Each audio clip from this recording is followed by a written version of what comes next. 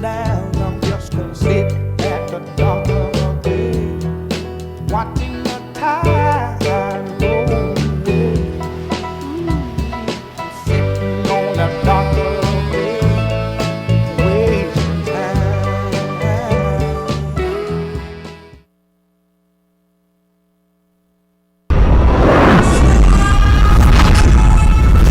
Maritime Matters is brought to you live by Bahamas Maritime Connection. What is maritime? Maritime, simply put, relates to navigation or commerce on the high seas. Some say money makes the world go round. I say ships move the money that make the world move. Who navigates those large international ships? How often are international ships required to be surveyed and inspected? Maritime also protects our seas and borders by way of our local Bahamas Defense Force. It is very sad to say that out of 1,500 plus ships that are registered under the Bahamian flag, only a very small amount of Bahamians are employed. Maritime Matters. Pleasant good evening to you, our listening audience.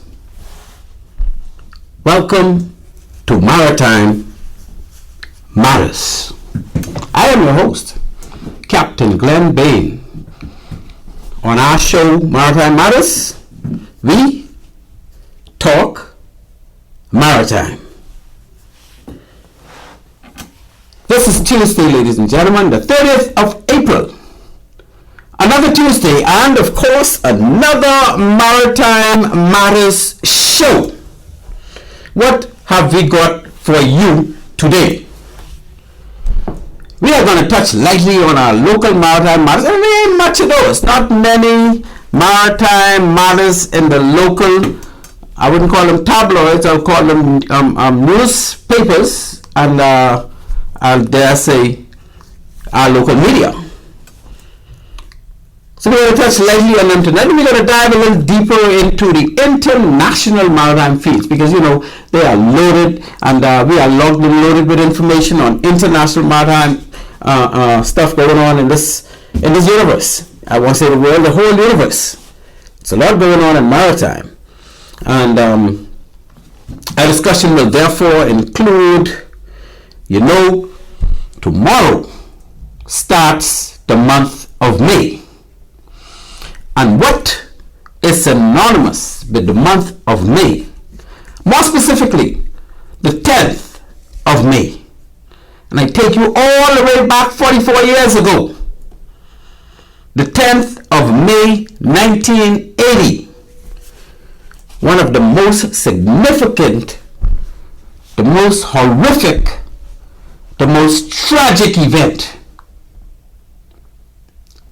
This country, the Bahamas, in recent times have had to endure. And I speak simply again this year of the HMBS Flamingo tragic bombing by the Russian MiGs flown by Cubans that brought our 103-foot patrol craft, the HMBS Flamingo, to its knees. They put 3 holes in the side of the hull, and the whole ship went under. Still under the ocean, some 2 miles off Key Santo Domingo, at the very southwestern tip of the Columbus Pike, near Ragged Island.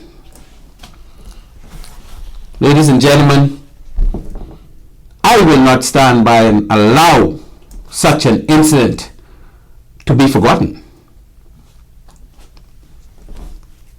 I will do in all my powers to ensure that not only the powers at B, but all Bahamians remember that there was such an incident. Remember that there was a very, very serious impact as a result of that incident. And also that incident was hushed to the extent that even myself, that worked within the Royal Bahamas Defense Force, I was an officer on the Royal Bahamas Defence Force for up to 18 years, 18 years. And I joined 1 year after that disaster. I joined in 1981, April.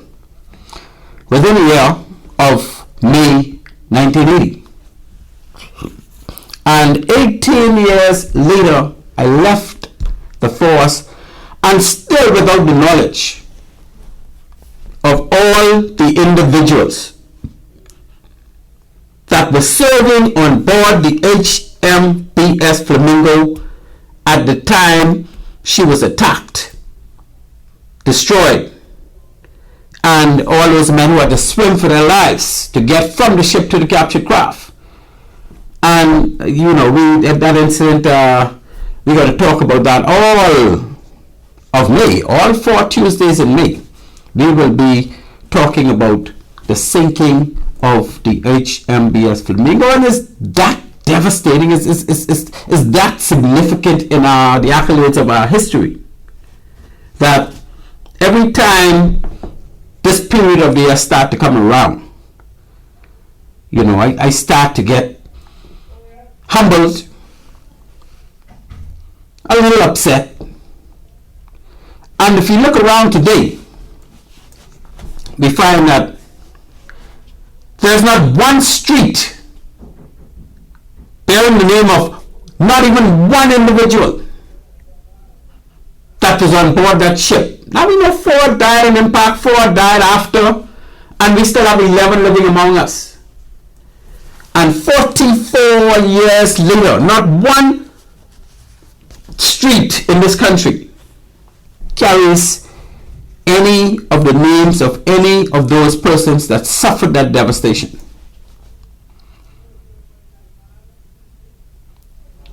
We can also go to the thought that not one single person that suffered that tragedy got $1 single from the government of the Bahamas, the treasury of the Bahamas, or even NGOs, non-government organizations. Nobody gave $1 to any of those persons that had to suffer years in and years out after that incident. I can tell you, after I got to find out who some of those men were, it was evident to me that that tragedy had a very devastating impact on their lives from that point forward. I didn't know them before the incident, but after I got to know who they were, and I recalled going to see with them and hanging out with them, and I was like, boy, I always thought it was something, but now I realized what it was. That incident still had an impact on Dusty. That incident still had an impact on Leo. That incident still had an impact on Cool Breeze Sands. Because these were the people that I found out that I knew before they passed away. I work hanging on with these people. And one would think that the government would have done so much for them after going through such suffering. And to find that not one red cent was paid to them or their families. We as a country, my dear listener, we should cry shame. But it's not too late. It is not too late. And I recall very vividly 2 years ago, the Deputy Prime Minister said in a speech at the anniversary, at the 42nd anniversary of the sinking of the Flamingo. He said, and this is 2 years ago, say next year, on our 50th anniversary, we are going to do some big things as far as recognizing those men. Excuse me. And back then my question was not, what are you doing for recognition, sir? I was more concerned about What are you doing for reparation? When are the families of those men that got slaughtered going to get something from the Bahamas government? Yes, they got some monies, some $100,000 each from the Cuban government that were made to pay for the lives and for the ship. I think it was $3.5 million, if I could recall, that was paid out. 3.1 million went for the ship, and $100,000 went to the families of each one of those men that got killed on site during that attack. But what about those who still have scars? Because bullets grazed them and touched them and didn't kill them. What about those who have mental scars?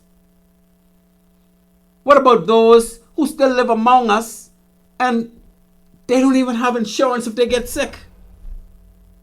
It's a disgrace, people. It's a disgrace. And it's not this government or this administration. Of course, it's the government of the Bahamas that did absolutely nothing to contribute to the well-being of those 19 men. Well, of course, only 15 came in. So let's say those 15 men and the 11 that remain. I can tell you that my good friend, Anthony Allens, needs assistance with his medical challenges. And it's not just Anthony. But what is the government? If the government had done what should have been done, those men would have been compensated. And I dare say the compensation that I suggested in shows gone by over and over again, for each one of those men that lived or survived that tragedy, they should have gotten at least $3 million. See, that's back then. They should have gotten that in 1980. They shouldn't have to wake another day of their life. But you know what they did when they came in? They took all 15 of them and they took them off out of after they interviewed them, and they put them all on the sister ship to the Flamingo, which is HMBS Marlin, and they send them back out to sea for over a week, just to keep them away from the press, to keep them away from the family, keep them away from anybody. And they did not counsel them before they sent them out, and they did not counsel them while they were at sea, and they did not counsel them when they returned. It was just a thing. Just send them back to sea, man. Every time they get back, everything will be dead and yada yada yada. How distasteful is that?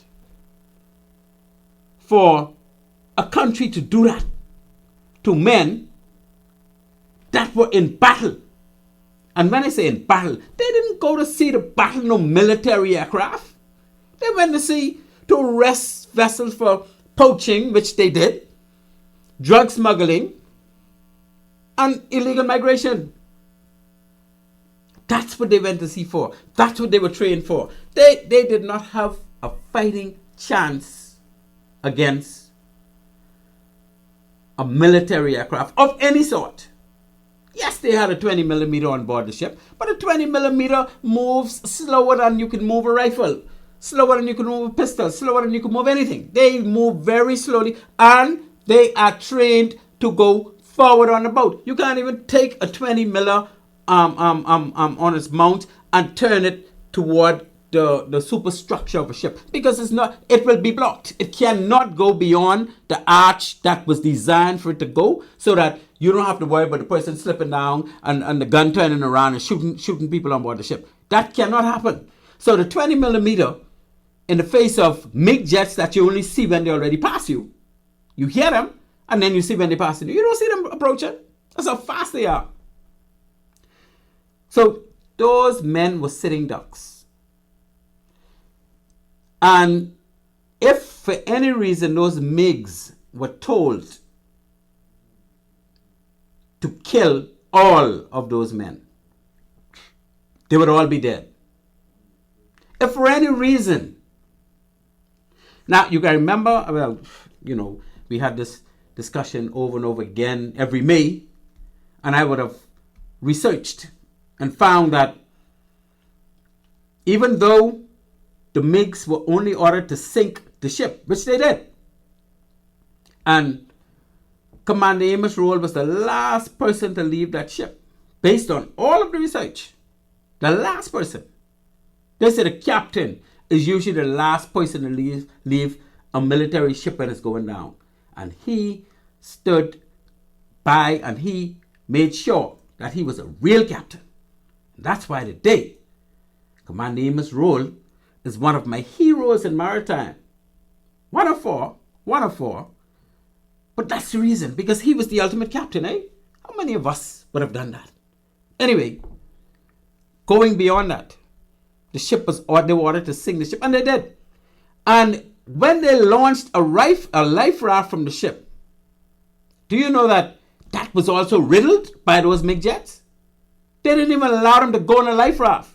So all of them were in the water swimming. And the only thing they could have done was swam to the captured craft. The two vessels that they caught, well, one was already halfway sinking. So the four men on that one also swam to the one that they didn't really damage. And they all ended up on that vessel, except four. When they did the count, there was four missing. And of course, my dear friend, Chief Petty Officer, well, Force Chief when he left the force, I think he was a leading hand then, Peterson James. He actually went back out in the dinghy, searching, calling names, searching until dark fell where he couldn't see anything anymore, because it was evening and almost dark when this incident took place, thank goodness. And so after he searched, came back on board, they left the area. And later on that night, they saw a barrage of what we know as star shells. These are the little pyrotechnics that they put in there to light up the area.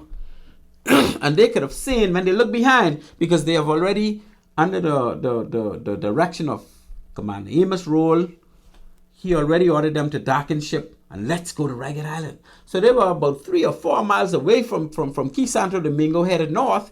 And when they looked behind, they could have seen in the middle of the night that Key Santo Domingo light up like day. Because the aircraft came back looking for them. And why would they come back looking for them? Because you got to remember now, the first thing they did, based on one of the crew members who was on this show on the ship, was destroyed the radio room. They didn't want them to communicate. Excuse me. So they couldn't communicate. So I would believe, based on the events, that those MiGs were sent back out to just get rid of everybody, including the 8 Cubans. Find them and just get rid of them. Don't let people just think the ship just vanished. But they didn't find them. Fate had it that they couldn't find them because Commander Amos Roll ordered to darken that ship. In other words, turn no light on. Turn everything off. Just keep the engine running. Oh, we got a telephone call. Boy, it is getting started. Let's see what we got to say tonight. Caller, you on Maritime Matters, and good night to you. Good afternoon. Good afternoon, my friend. So I'm sitting here. I'm sitting here listening. Yes, sir. And you were talking about the 20 millimeter aboard on the vessel. Correct. Now, if my mind serves me well, I think they're supposed to be getting some new crafts, right? So if they're getting, or supposed to be, or supposedly getting new crafts, would they change the weapon? No, you cannot. First of all, caller. Let me say, I'm a military man, so I think I'm informed enough to explain this to you, right? The 20 millimeter is not designed for surface to air combat. The 20 millimeter is a gun for surface to surface. Now see, you get your rifle probably could shoot about 3/4 to a mile away, and still have impact. The 20 millimeter could go up to 3 miles away and still have impact, eh? Okay. So that's that's like a cannon. But that is not designed for anti-aircraft attack. When you talk about anti-aircraft attack, you're talking missiles. Now they do have guns and even 20 millimeters that are fully automated. In other words, they got a computer running that. So when the radar pick up the airplane, the computer trains the weapon automatically. So no man is holding that weapon to train and fire it. But our defense force is not designed for war. Eh? We're not trained for war. We're not designed for war. We never was put in a situation where we had to learn how to deal with anti-air attacks. So these guys were sitting ducks. So what are we doing now? What could we do? We hope, and I mean, you got to remember now, in this region, we're the first country, the only country that I know of that ever had a wartime attack during peacetime. This is peacetime. This ain't no wartime. Those MiGs should have never been sent out to do any type of act against a country. I mean, we even had no engagement with Cuba to say, we have a problem with you all. There was no discussion. This thing just happened out of the blue. Now we cannot have a vessel unless we get a frigate or a destroyer or some huge thing that we say we're getting this to prepare for war. Now, who are we going to go preparing for war against in this small country?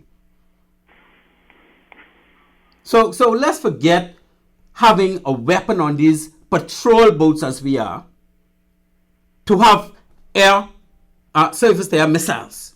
Because you're talking about Sea Dats and Sea Cats and ballistic missiles. We ain't ready for that. We're not even, that's not even in our mandate. That's not in our Defense Force Act. We'll have to do a whole string of changes to try and do something like that. We got to continue to pray. We got to continue to pray, my friend. Okay. Thank you. Thank you so much for your call. Okay. Yes, ladies and gentlemen. So we got to continue to pray. I fully endorse that. But I cannot foresee a repeat of any such incident. I mean, it's a one-off, eh? And I'm sure Cuba had their regrets. Obviously, we lost some lives. But my thing is, let's focus more now on what our country has done for these men, which we know is absolutely nothing. So we got to go to square two. What is our country prepared to do for these men? And it has to be appropriate, eh? That's why I'm saying $3 million is a drop in the bucket. For the men that died on impact, I say $5 million per family. For the men that did not die on impact, including the 4 that died after, I say $3 million per person, or if the person is one of those 4, then per family. And that's what's the Treasury going to feel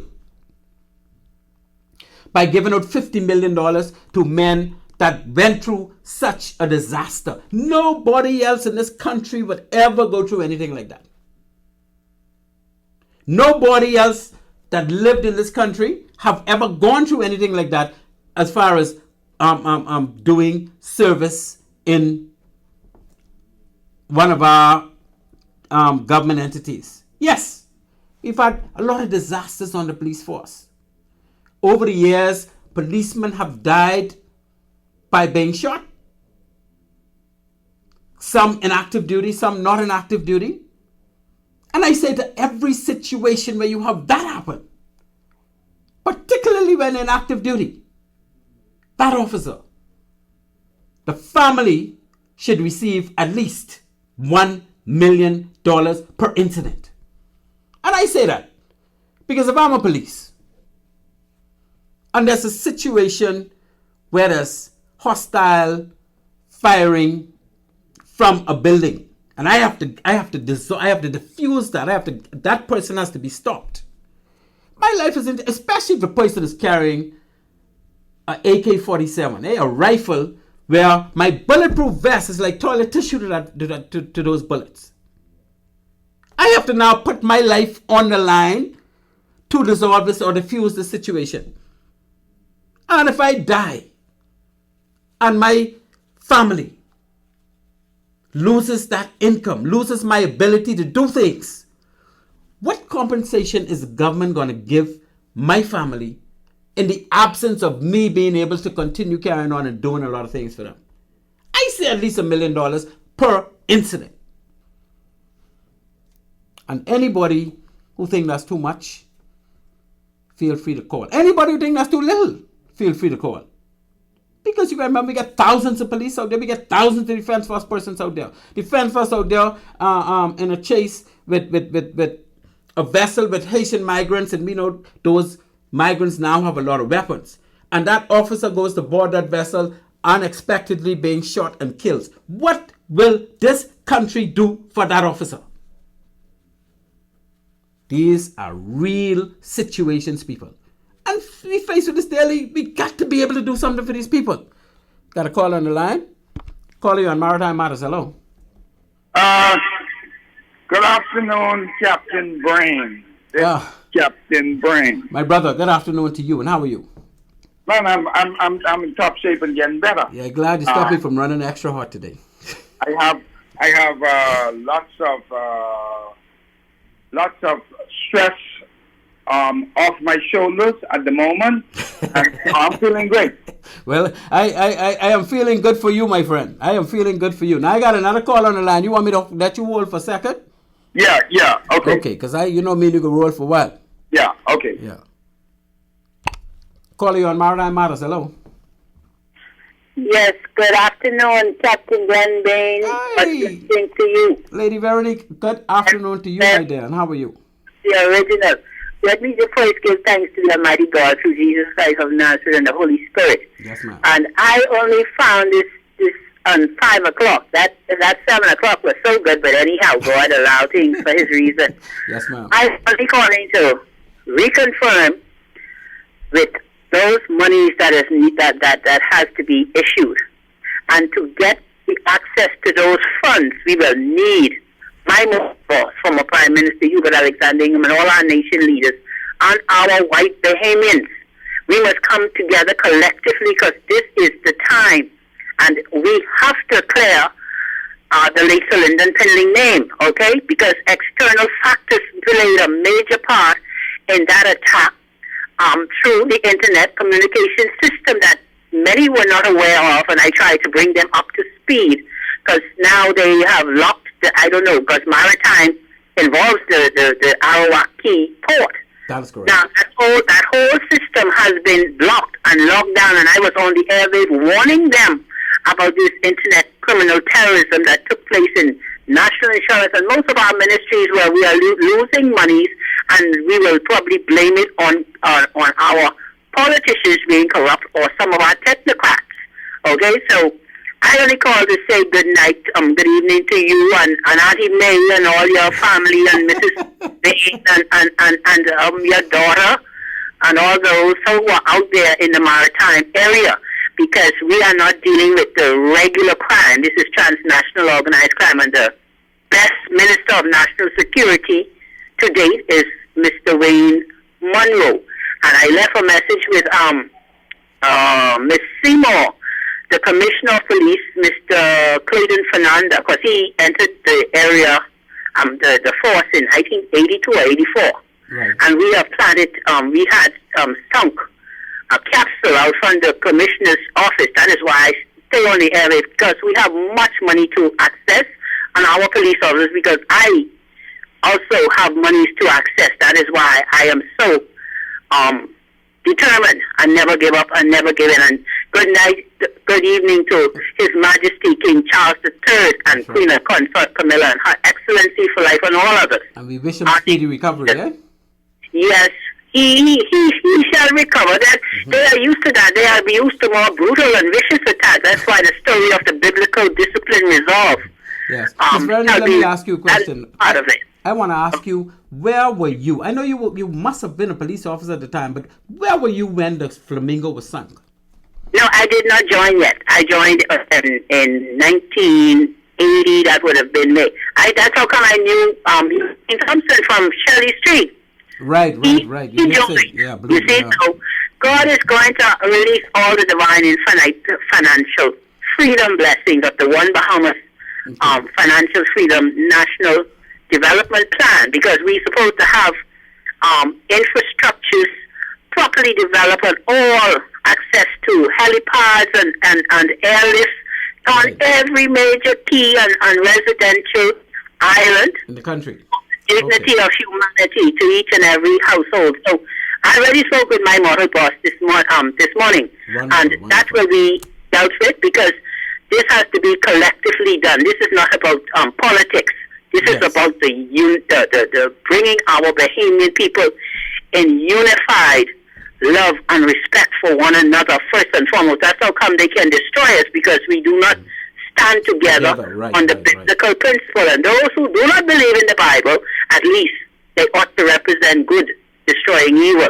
Exactly. Okay? Yes, so God bless you all, and your caller on the line, that's who, Mr. Brain? Or that's Captain Brain. That's Captain Brain. Captain Brain. Okay, yes, good night, good afternoon, and you all God bless. Thank and you we so come much. to this on a most biblical, divine result. Okay? Thank you for your contribution. Indeed. Thank you.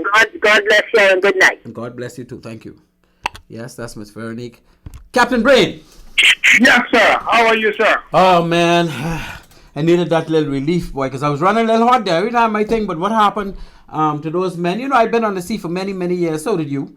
And to think that my family would have lost me back then due to some military attack that I was totally not trained for and had no chance of defending myself, I have to run hot. Especially if I know my family would have gotten not one red cent. Yep. Well, Cap, I think my heartfelt condolences goes out to the families of those who would have lost their lives on that unfaithful day. That was something that will be forever etched into the annals of history, and particularly our country. This is basically a historical event. I actually worked with the likes of Leo Kirby and Dusty Miller and Eugene Thompson, Captain Anthony Allens, Whitfield Neely, worked on sail and lived on the same boat with these guys for many years, right? So I have a personal attachment and affinity to these guys, and I would have seen what some of the effects of what I believe to be that particular incident. And you know, you are absolutely correct in that we really jive it, really and truly, to be honest. Because let me just tell you something. Let me tell you how far we have fallen from what we ought to do as Bahamians, and what is. Let's just look at our Princess Margaret Hospital, for example, right? Our Princess Margaret Hospital is particularly the Action Emergency Department, and I understand that there's a work being carried out at the moment in other areas and inclusive of Action Emergency, but it's a complete disaster. A disaster in the sense that we can't even prioritize what's important to us as a country, because here it is. Why can't we postpone, say, the millions of dollars that we say our premier healthcare facility is in disarray and in dire straits? We're going to postpone, say, the $50 million we spend every year on independence. Or we're not going to paint the coconut trees this year, or the concrete curbs, or whatever the case may be, for independence. Or the $20 million we give, and I'm just throwing numbers out there because I don't really know the details. We're not going to spend that amount of money on Carnival this year, because we're gonna put it in a fund that goes towards improving our premier healthcare facility, right? Or you know something? Wait a minute. That $2 million that we're gonna travel to Dubai or to or to go to this conference or whatever the case may be, we're going to put that off, right? So this what we are discussing now in terms of the Flamingo incident, it speaks volumes to what we prioritize. It's all about prioritization. Exactly. I was going to tell you that. We have all this. We even have this sovereign wealth fund. I think the name has changed or whatever the case. And that was repealed. Yeah. And so the figures that you're throwing out, these aren't pie in the sky. These are things that are easily achievable. No, that's realistic figures. If you're talking about somebody lost their life as a result of performing for the country and didn't have a chance to even defend themselves. Well, technically, really and truly, when you talk about when you look at earning potential of an individual during the course of a lifetime, $1 million is nothing when it speaks to earning potential of an individual. So that's nothing. Don't just think about the $1 million. That's nothing. And so I think if we were serious as a people and as governments, right, we would easily come to grips with the fact that yes, these guys are national heroes and they ought to be treated as such. We can't even get a street. We've been talking for many years about the roundabout at Coral Harbor and naming the street. That don't cost nothing. No. Right? We can't even do that. And to top it off, well, I go on far. We can't even produce license plates for cars. Cars riding around the town every day. Yep. The prisoners produce a license plate. We can't even produce license plates for cars, right? So it speaks to how we prioritize things. And so we need to go really back to the basics and say, something, what's important to us as a people? Are the lives of those poor Marines who perished important to us? And if so, let's fix it. Let's do something about it, right? But Captain Brain, what about in the eyes of the Royal Bahamas Defense Force itself? Here it is, we have 4 men that were slaughtered on impact. The Defense Force decided in, I don't know what kind of wisdom they use, to place those 4 names on vessels that were over 30 years old coming in from the U.S. Coast Guard. Not one new vessel that was built by the Defense Force could have had those 4 names. Not one vessel that was built by the Defense Force could have the name. I mean, you got, and I don't want to take nothing away from nobody. Amos Roll, I say he's the best captain that Force ever had. He went through all of that. You don't think instead of somebody else's name going on, he should be on at least one of those ships? Well, I was there in the Defense Force when those ships that were donated by the U.S. Coast Guard were received, and so at that particular point in time, and I'm not defending that. We didn't have 200 footers. We didn't have the ships that were built by in the new that $200+ million package by in Amsterdam. We didn't have those, so we only had the 60 footers. We had two 108s. Marlin, 108s. Yeah. 103. Yeah, the 2 108s, right? 103 footers. So so those ships were pretty. They were like next to the 2 108s. They were the biggest ships that we had, and in the fleet. And I actually served as captain of one of those ships, right? So Fenwick Sturb in particular, right?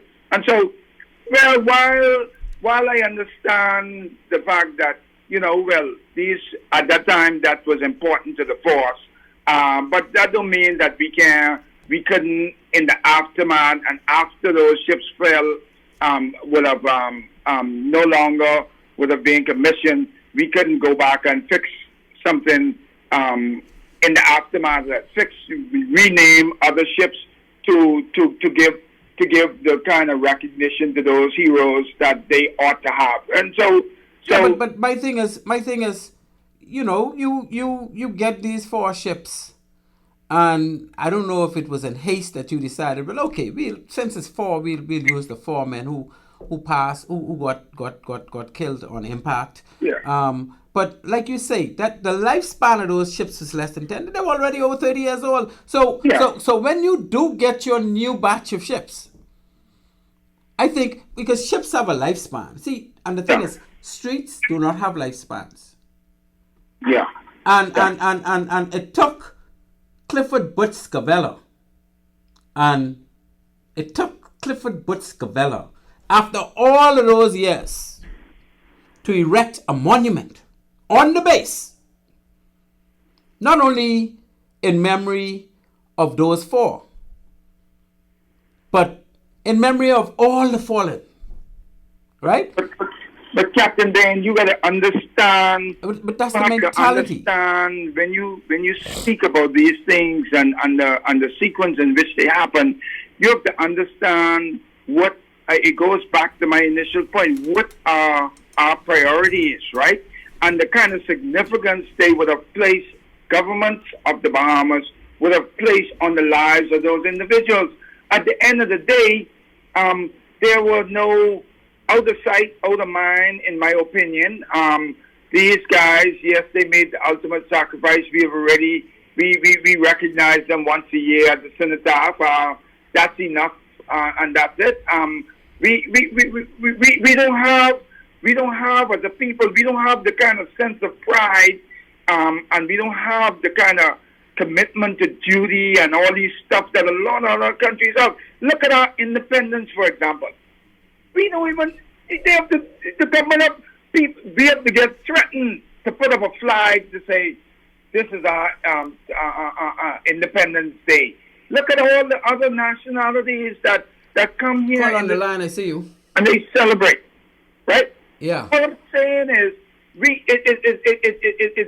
it has to start at some point somewhere up high, and then it gotta permeate its way down to the masses, and the masses need to see the priority that we put on when people lose their life, whether it's police, whether it's defense force, and the sacrifice that they make every day, and that has to be celebrated every day, not just when we have an event where we lose lives or whatever. But we have to get our priorities together, and we don't. Sorry, just don't have it. Let me run to this caller. Hold the line, Captain Brain. I know I can't let you go now. No, go ahead. Caller, you on Maritime Matters. Hello. Good night, Captain Brain. How are you? Oh, in top shape and getting better, my friend. A little hard under the collar when I think about what happened in 1980, but you go right ahead, man.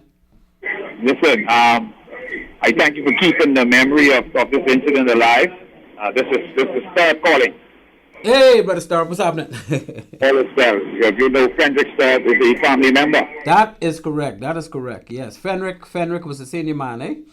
Yes, indeed. And I have a question. Right. It is now 44 years since this event. Correct. Right? My question to you is the leadership of the country and even the leadership of the force. Right? At one point, a general election was even called on May 10th. That's correct. That is correct.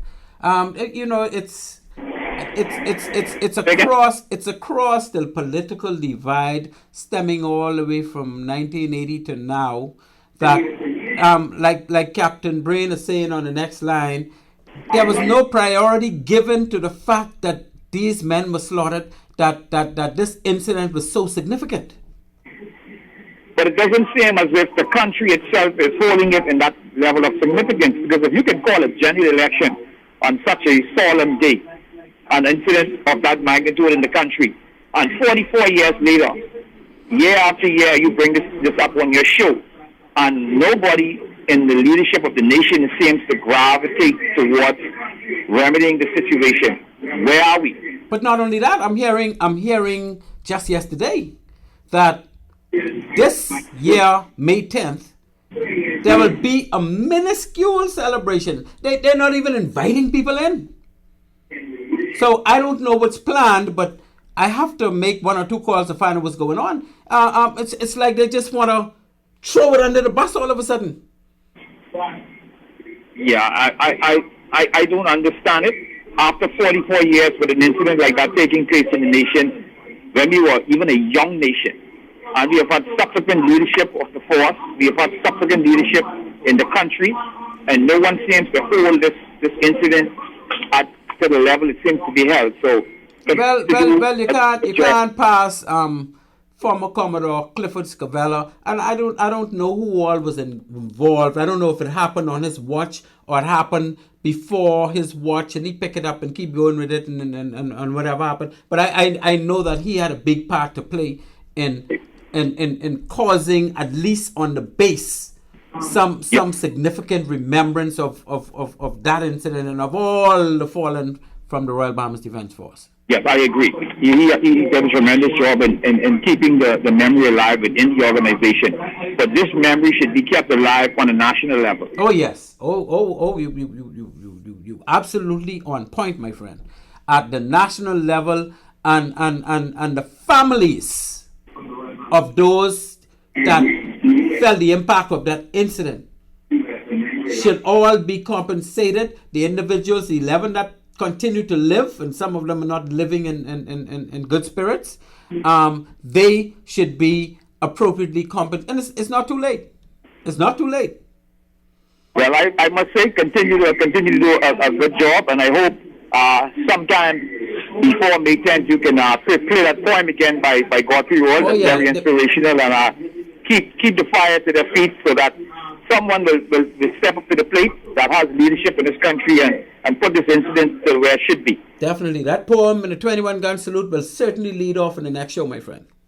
Okay, well, I'll let another caller get in and give a chance to weigh in. Thank you so much for your contribution, and continue to take care of yourself. Yes, indeed. Roger. Yes, Captain Brain. Yeah, Cap, I just want to, if I may borrow this cliche, that cliche that I think everybody knows, and we say it all the time, and whether or not we mean it, I do not know, right? But it says, the cliche is, the health of a nation is the wealth of a nation, right? Oh yeah, that cliche came. I can tell you exactly where that came from, because I remember when that came about, and we still say it. But go ahead, sorry. Right. We say the health of a nation is the wealth of a nation, right? Mm-hmm. And when we talk about health, Cap, I go a little bit deeper. I thinking about all the mental health as well. I'm thinking about physical health, mental health. I'm thinking about, when I look at the facilities that we have in place, and so that alone, if we as a country cannot even take care of our citizens in terms of health, right? How do we as a country consider paying homage to individuals who would have sacrificed when people are dying every day in Princess Margaret Hospital because of the poor investment we would have made in healthcare? And I'm beating healthcare because at the end of the day, healthcare is very much tied to this whole conversation, because that's so important, right? And when I speak about things like prioritizing what's important, what's more important than your citizens being alive? Right? Well, not only your citizens being alive, Captain Brain, but your citizens that are in the service who are inclined to come into situations where they can be police and defense force. They could need some serious service. I mean, and your hospital can't, really give them the type of service they could get as a result of this. You are absolutely correct. And when you speak about things like the crew being sent back to sea, and the mental trauma they in the aftermath of the mental trauma that they would have experienced.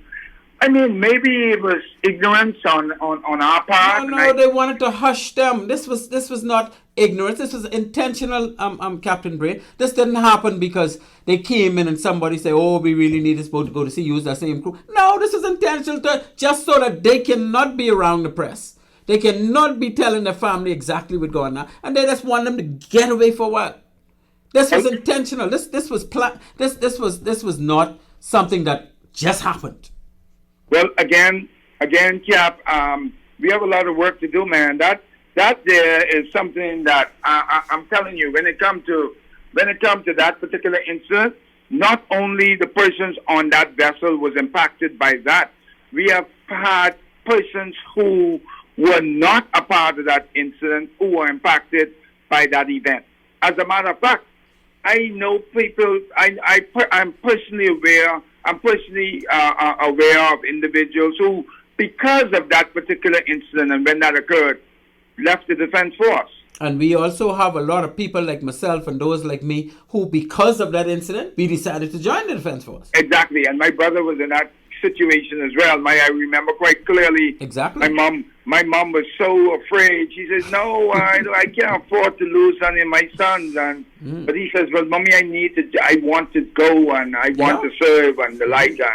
And so that opened the door for me, and I joined as well, right? But you know, when it comes to this whole business of, I think at some point somebody have to come to the fore, be it government, be it private citizenry, whatever. We have to say this was important in the life of our country. Let's give it the significance that it deserves. And so you are doing a wonderful job, and you've been beating this horse for years. I'm hopeful that at some point, if we don't get the 5 million or the 1 million or the whatever compensation, let's start with something. Let's start with the road. That's a low-hanging fruit. The streets, let's give them, recognize them by giving, and let's start with that. I agree. And we'll go deeper with that as we move on to through the month of May. And like as always, I thank you for your worthy contributions to this topic and of course to this show. And if you feel like calling back later, feel free. Don't be shy. And I think I will. Yes. So thank you for the opportunity, my friend. We will take on. All right, my friend. Take care of yourself and let's keep in touch. Ciao. Call you on Maritime Matters. Hello. Hey, Captain. Hey. Just sitting back enjoying Captain Brain on the show. How are you, King Arthur? What's happening, my friend? Yeah, man. Captain Brain has a whole wealth of knowledge about the maritime affairs along with you. Yes, indeed. You know, I got some family on the defense force myself. And, you know, my niece just going out to sea. God forbid if something happen out there, you know what I mean? They will have to find something to compensate us. Yeah, we got to take care of our own, man. That's the thing. We got to take care of our own. Every time a police goes to work and have to hit the beat, we need to have some level of compensation for the risk that police is taking. Because, I mean, how could you expect a person to put their life on the line not knowing that if they die, as a result of trying to provide service for our country, their families will be compensated, eh? Yeah, man. You know, well, Cap, listen to me. I've been going to Eleuthera 4 and 5 times for the last couple of months, you know what I mean? You know, loved ones gone, right? Yep. And, I know what it is to feel when loved ones, you know what I mean, to lose loved ones. I can imagine what the families feel like losing their people in the battle. And recently, I just had my stepdaughter and her son got burned up in a crash in Florida, right? Florida, right? Oh, man, let me tell you something. And I just read right now, you know what I'm saying? So I can imagine what those people felt like. For a foreigner to throw licks on their, you know what I mean, on the Bahamas government, you know what I mean, on our people, you know what I mean? Hey, listen up.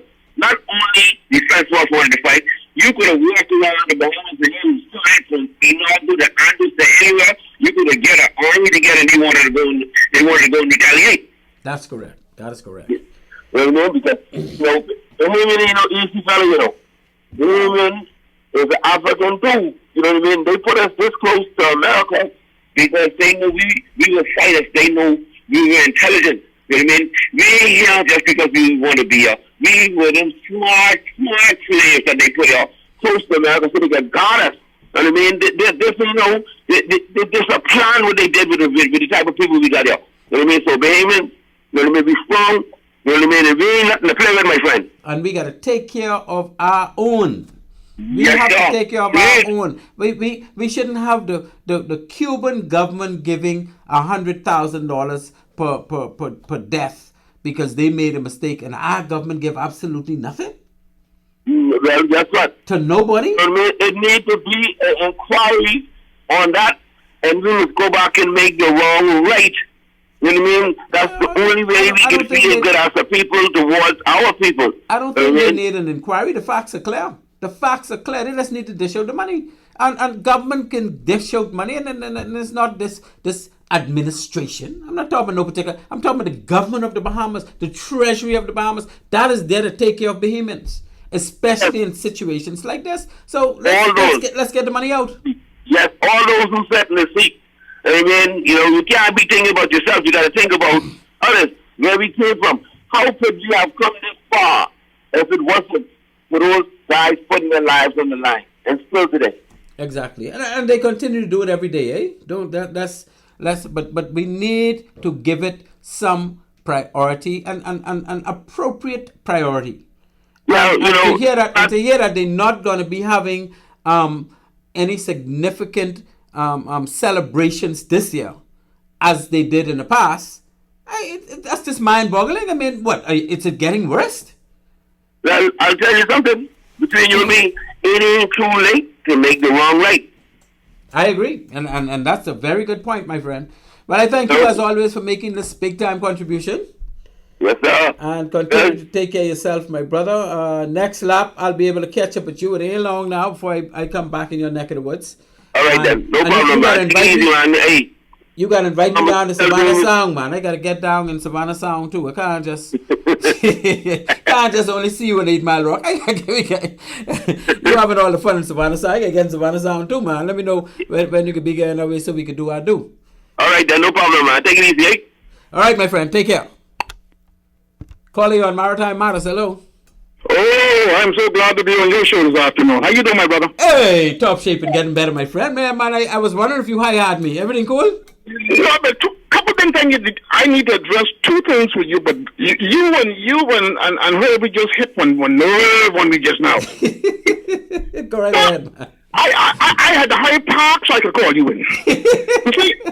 You see, but when you spoke, there was a point you all just made. I'm trying to remember the point you all made. But anyhow, I'll connect it. It might come back to me. Yeah. When they came up first with this national service, right, way back there in the 70s, and a lot of people, I've listened to a lot of people, prominent people in this country and other politicians over the years speak about the fact that we need a national service and we ought to have one, and if we had one way back then, what would have happened to prevent many of our youth going astray.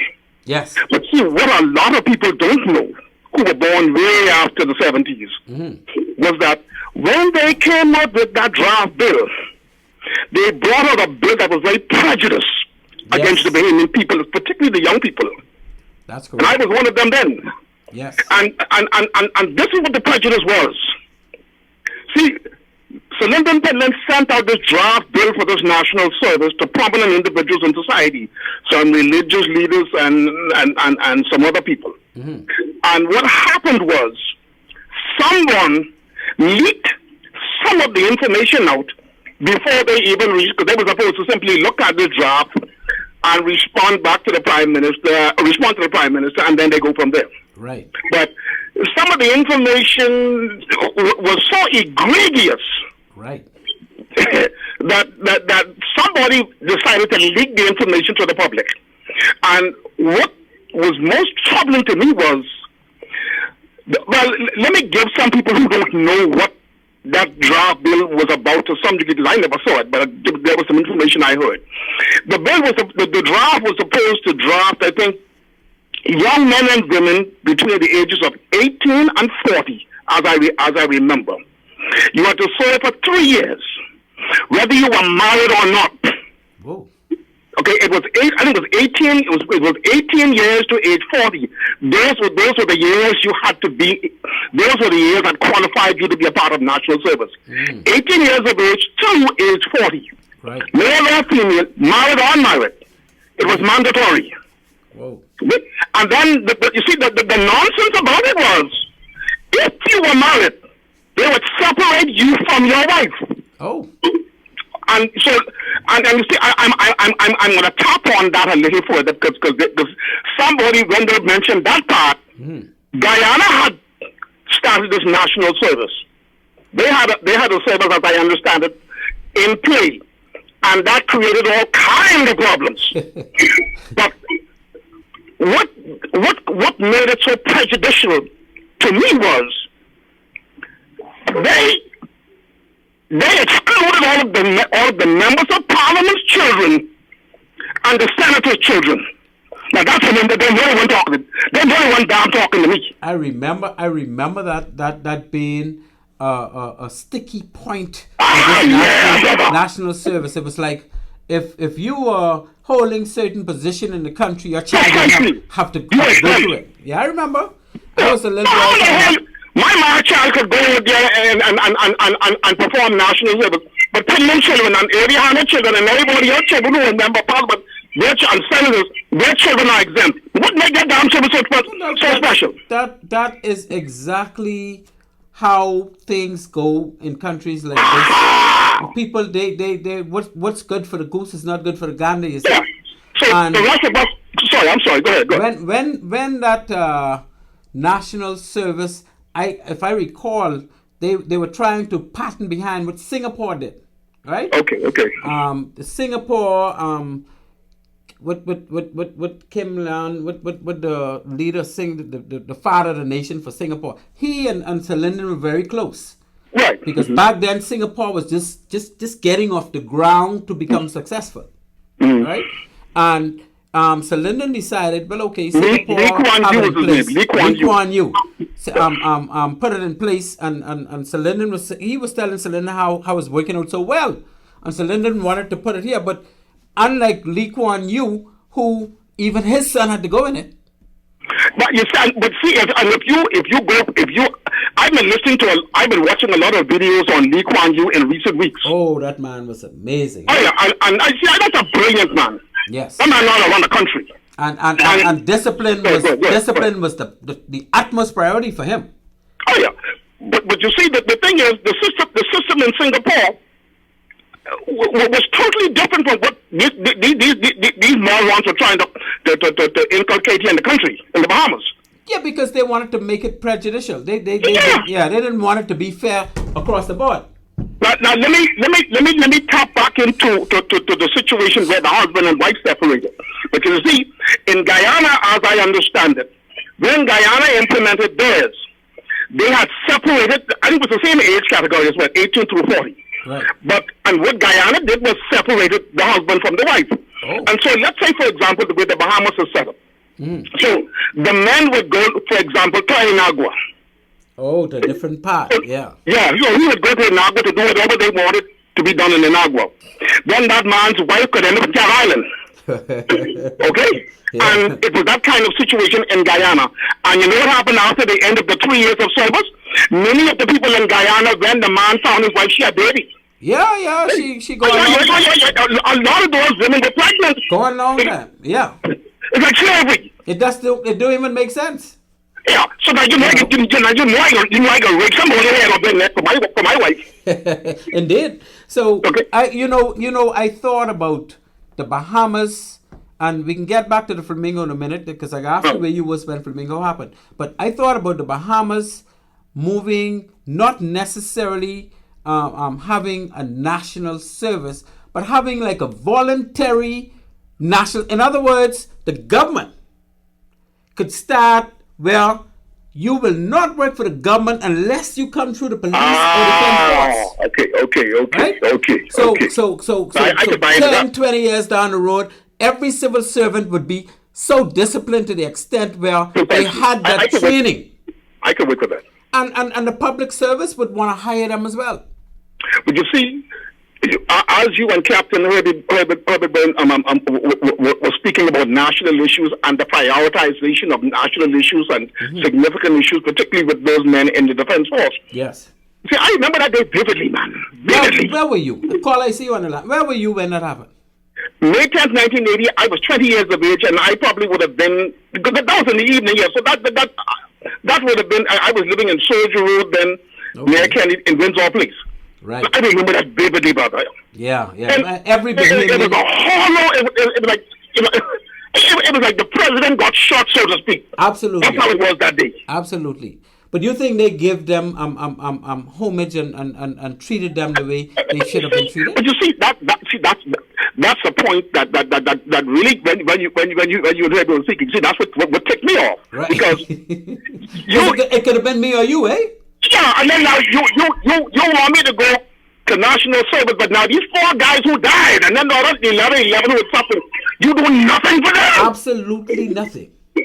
And you say when you're harming the national service, they better stop playing. They better stop playing. You see, but that's why this country can't grow. And you see, as much as I love my country, I never fly a national flag in my yard for the same purpose. Yes. Because you don't feel like a citizen in this country. It's amazing. You don't feel it. So when you got your prime minister in the Haitian community and illegal Haitian community campaigning for votes, that's when you know you've got a problem with your prime minister. Yeah, that's rather contradicting. Well, anyway, I have another call on the line. I got to run. Thanks for accommodating me. I thank you so much for your call, my friend. Okay. Take care. Calling you on Maritime Matters. Hello.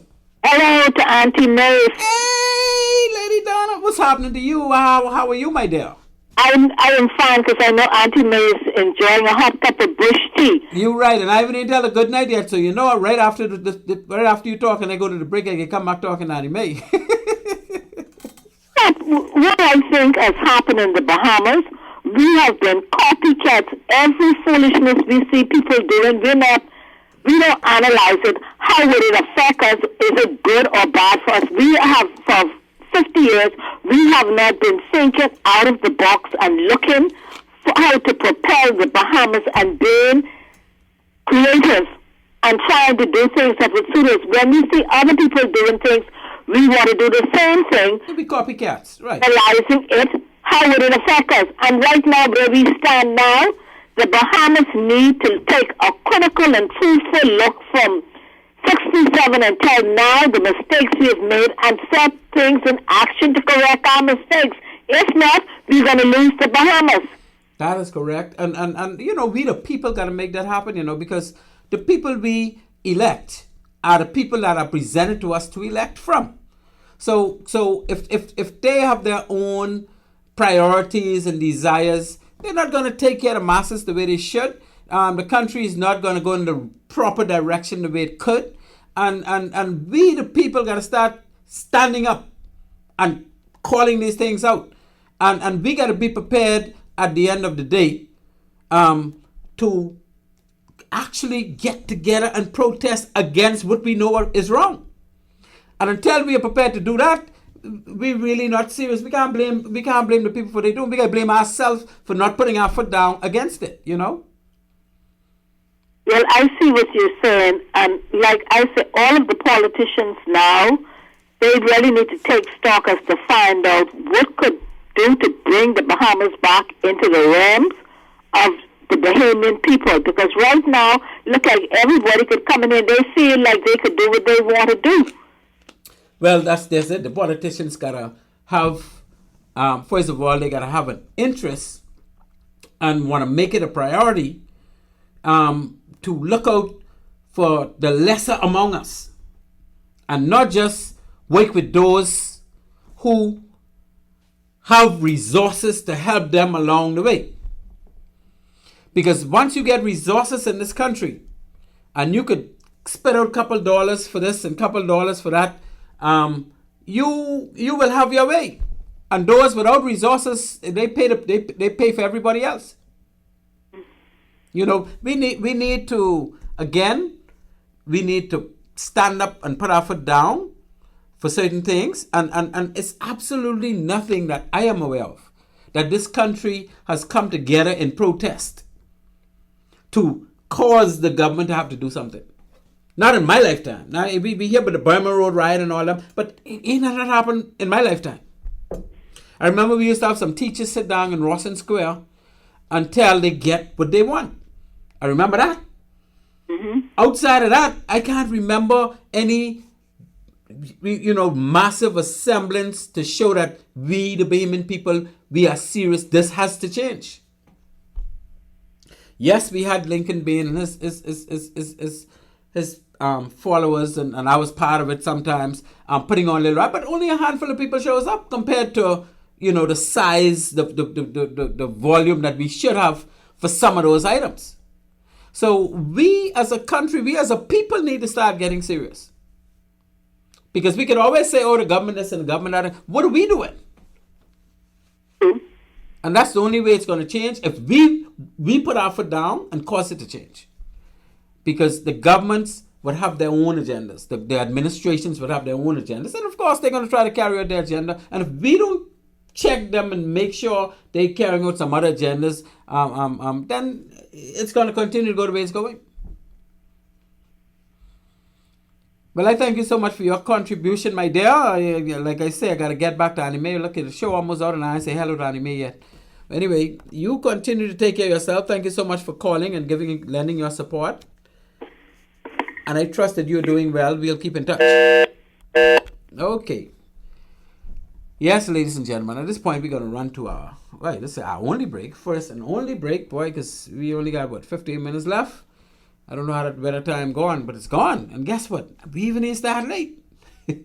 Anyway, ladies and gentlemen, stay tuned. You're listening to Maritime Matters. I am your host, Captain Glenn Bain. So far, we've only gotten to the prelude of the HMBS Flamingo, 44 years later. And we got a list of things on the agenda that obviously we wouldn't get to. But stand by. We're going to run to a break and we'll be right back with Maritime Matters. At One-on-One Pharmacy, our friendly staff is ready to serve you. Visit us today for all your prescription and over-the-counter needs at our East Street South or Charles Saunders Highway locations. We're open Monday through Saturday from 8 a.m. to 8 p.m. and from 9 to 4 on Sundays. In a rush? Send your refill scripts online at oneononepharmacy.com or ask about our convenient pickup service. One-on-One Pharmacy, providing personal health care with people at heart. At Bahamas Maritime Connection Limited, we offer first-class maritime security services throughout the Bahamas and the wider Caribbean. As experts in maritime security, we specialize in production of ISPS assessments and plans, verification audits, certified familiarization training, and port security consultancy, just to name a few. Our services also include provision of a security force to maintain all required ISPS facility security compliance. For all your maritime security needs, visit us today in Nassau at our East Street South location or in Freeport in the Kipling building. Call us at 392-3515 or follow us on all social media platforms. Bahamas Maritime Connection, your leader in maritime security. Let's help you make the connection.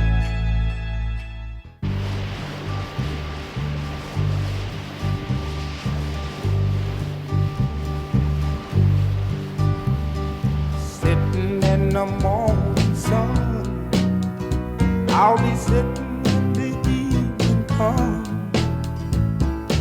watching the ships roll in, then I'll watch them roll away.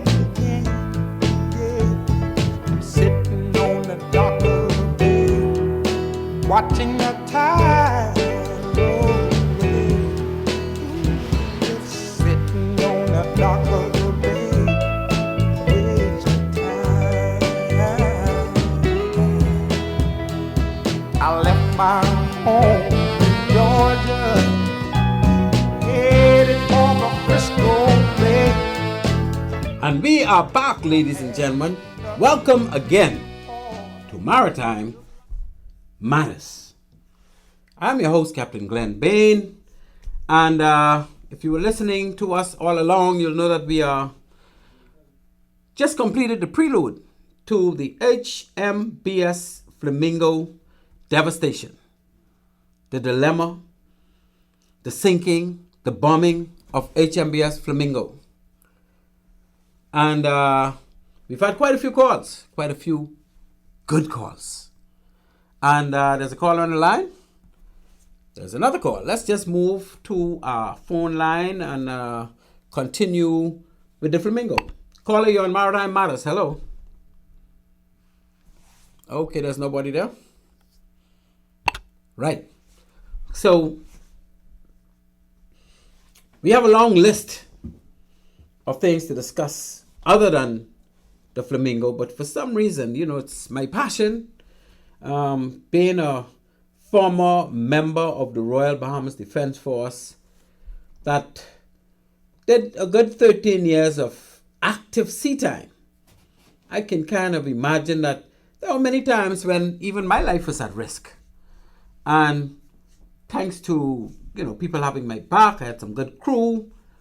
And we've had situations where, of course, we had crossfire, but not many situations like that.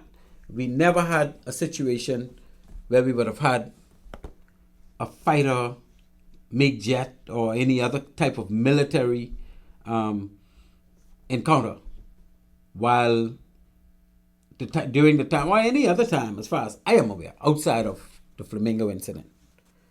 So, we got another call on line 3. Caller, you on Maritime Matters. Hello. Caller, you live. Okay, no caller again.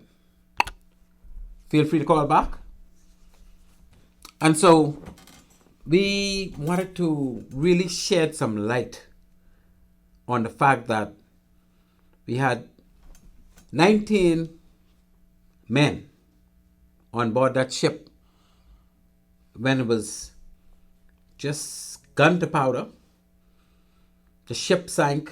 All of the men had to hit the water and swim for their life while bullets were rippling through the waters. Some of them still have scars as they live. 4 of them were actually killed during that incident.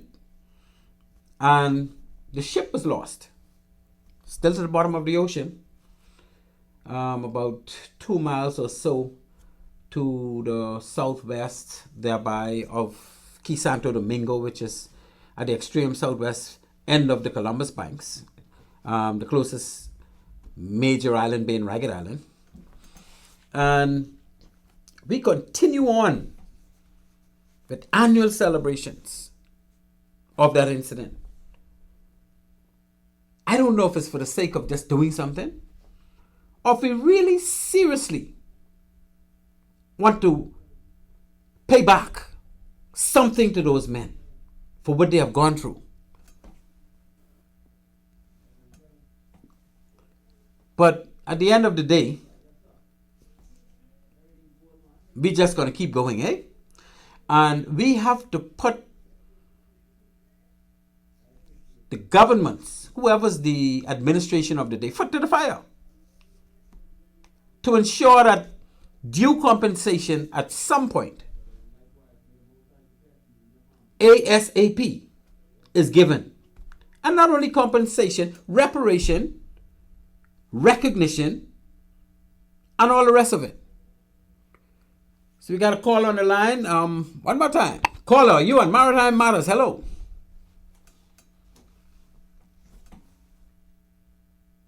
Caller, you on Maritime Matters Live. Hello. Okay, we move to line 1. Caller, you on Maritime Matters. Hello. Anybody on line 1? Not really. Back to line 4. Okay, producer, I don't see any. There's nobody responding. Try one again. Caller, you on Maritime Matters. Hello. No, we must have lost that caller. So as I was saying, it's up to us, the people of this country, to keep or put or place the government's foot to the fire as far as providing compensation for those that suffered that travesty, for the families of those that were killed. And I understand one of those 4 men that were killed on impact, he had a son and a daughter that were already here. And I don't know, how life would have been for those 2, knowing that their father was killed in such a dramatic way. But they must be well over 44 years now, eh? And at some point, we need to seek them out and have talks with them. And just see how they're thinking, how they're feeling about this whole thing. Line 1. Caller, you on Maritime Matters. Hello. Line 1. No caller. Or is it my phone? That's line 101. Hello. You mean all this time it was my phone messing up? Caller, hello, good night. My apologies, caller. Apparently there was something wrong on my end. You on Maritime Matters, hello, and good night to you. You should be ashamed of yourself. I agree with you, my friend. You got me on that one. I know. I said that you didn't want you deliberately don't want to hear me. No. I want to hear you, but before I hear you, I have another line. Let me just check it because the person may be gone. Let me just check it to see if they still there. Yeah. Caller, you on Maritime Matters. Hello. Good afternoon to the man that hold me up, him bicycle trucks. Them bicycle trucks, man. Good afternoon. Hey, what is it, brother Muff? What's going on, boss? It's all good, my friend. All good. Man, you ain't called me for so long. I thought you Hey, you ain't one or two thoughts, man. I wonder why you see that they go there to the 7:30ish, 8 o'clock. I can't get you. I thought you was off there. No. Yeah, I switch. I apologize. I switch. I'm in the traffic coming over and I switch into the traffic. I see I couldn't get kept. For a couple hours, man. And now I know. So what you do? You got someone else and next time coming back to me, or you want me to talk now? No, man, it's your time. Go ahead. Okay, let me talk. I can talk with you. I agree with you. What you say? This administration even ain't going to recognize May 10th. This administration ain't going to May 10th. Now, just remember, Perry Christie put an election on this day, May 10th. Yes. 2017. That's correct. And why did God make it possible for him to play the universal signal for dissing the 4 and the 11 Defense Force officers? You know? Yes, sir. And I agree with you, man. If Cuba could give some money and everything, and our government ain't give the money, those young men should have grandchildren by now and things by now, man. That money needs to go to their grandchildren. Actually, one of them does. Yes. Still alive. Yeah, Brother Muff. One of them do have a grandchild. Well, I mean, he would have had a grandchild, but the grandchild is here, and he had two children as well. So. The thing is, it's never too late, you know? It's never too late. And when I heard Deputy Prime Minister Chester Cooper 2 years ago made that statement that they're going to recognize them in a big way, I thought reparation was coming. I was like, boy, they must be straight now. But nothing happened. Only talks, man. Just talks, man. Yeah. But I'm glad a good man like you on it. And you can keep the pressure on. You keep the pressure on until those people's families be paid. And like the gentleman said, road highway name after them, buildings name. Get these old politicians and things. They can name buildings after them and things. And when these PS and these long-time government agents, they retire and things, they give them hundreds of thousands of dollars for that car, Rolex watch and things for that man, and these fellas lose their lives, and they can't get nothing.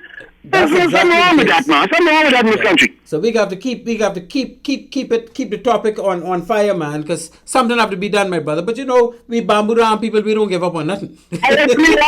Yes, sir, I agree. And I hit you right behind. I stand when you're ready to go downtown around Parliament and make noise over their family is getting some money or streets name after them. Let me call them. Muffle will be ready. Well, I know that hands down. But thank you so much for calling. I haven't heard from you for so long, man. But it's 5 to 6:30 nowadays, so. Yes, and I know the time now, so I'm missing it now. So maybe I'm sending them going and I'm so far since I've been listening. Boy, I couldn't even get it. Every time I go to pick up the phone, there's a call. I say, yeah. And can't be listen at all. All right, man. Enjoy the rest of the afternoon and we can link up. Thank you so much, my friend. Take care of yourself. Yeah. Right. Captain Brain. Yes, sir. I hope he wasn't talking about me. No, that's my corner boy. That's my corner boy from Bamboo Down, man. We well, he said I grew him up, but we all grew up together. Cause so you know, all us come from back in the day. Yeah. I recognize the time is upon us, and I just want to quickly chime in on a point that you made before you went to the break, and that point simply. You spoke about Bahamians coming together to cause some of these things to happen. Oh yeah. That if we as a people don't unite on certain issues that's important to us, I can guarantee you they will never, in this country, they will never happen. That is never. Correct. That is correct. That's the So only you way. will fool yourself all you want. They will never happen until the Bahamian people decide that this is something we want. And so we're going to pool our resources. We're going to pool our time, our effort. We're going to get out there and we're going to cause these things to come to fruition. Like they say, united we stand. Divided we fall. Divided we will continue to fall because we so divided right now. And just look at this one issue quickly, right? Yeah. We have when you go on East State Street there by before you reach Porterski Dock, we have a sewage plant. Woo! Right? Terrible smell. We know that it overfloods every now and then. Particularly when we have the rainy weather, and we know that the hurricane season is upon us, so that's coming. So it's going to overflow. I've seen tourists wading through fecal matter in the road, trying to get to Porterski Dock or trying to get to the bridge or wherever they were going and the like, right? And that ought to be, in my opinion, a matter of national importance, right? I am a Junkanoo man. I consider myself a big-time Junkanoo man. In fact, I'm a Junkanoo legend, right? Yes, sir. I would be willing to give up and say, we cancel Junkanoo this year so that we can fix this problem that's of national enormity. Well, right? you ain't canceling no Junkanoo. I ain't get my ticket. You got pick on something else, my brother. I'm saying that we have to give priority to these types, especially environmental concerns like that. Yeah.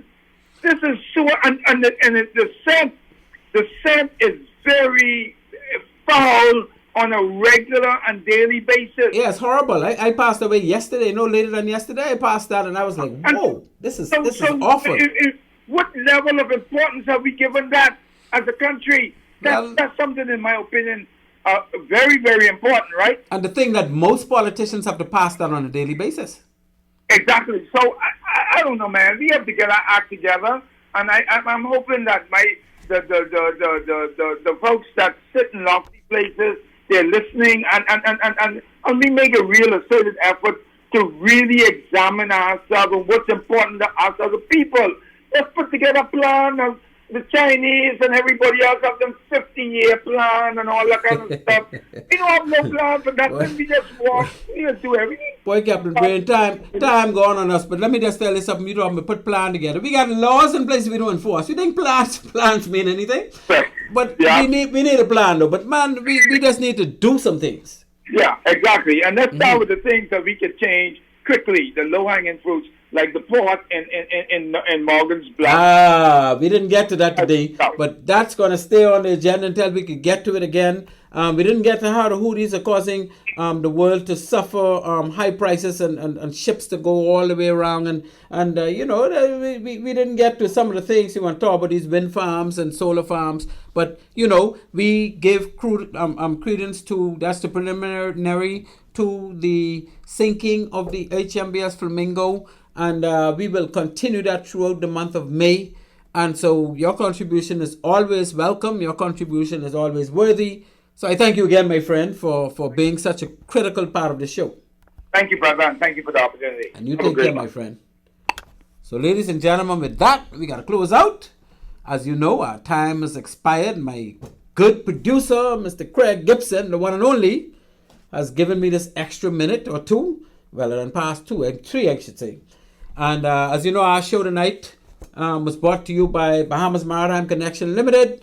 Was also brought to you by One-on-One Pharmacy in Nassau. And the same grouping in Freeport would be Island Care Pharmacy.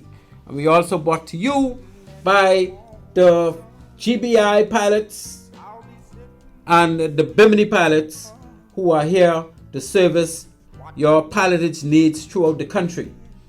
And that said, I want to thank my able callers, and we had some wonderful calls tonight.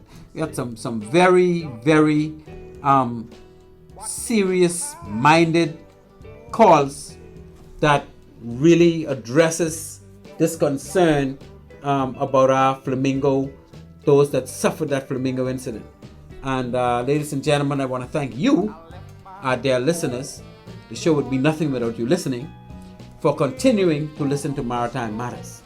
That said, I also want to thank my good 91-year-old Auntie May up there in Freeport. Auntie May, I hope you're still listening. I had a chance to say nothing. The callers just took the show in that direction, and you know how the show go. Once it's maritime, we stick it. Now we're talking about the most devastating incident we ever had in our country. So, of course, it went that way. So, good night, Auntie May.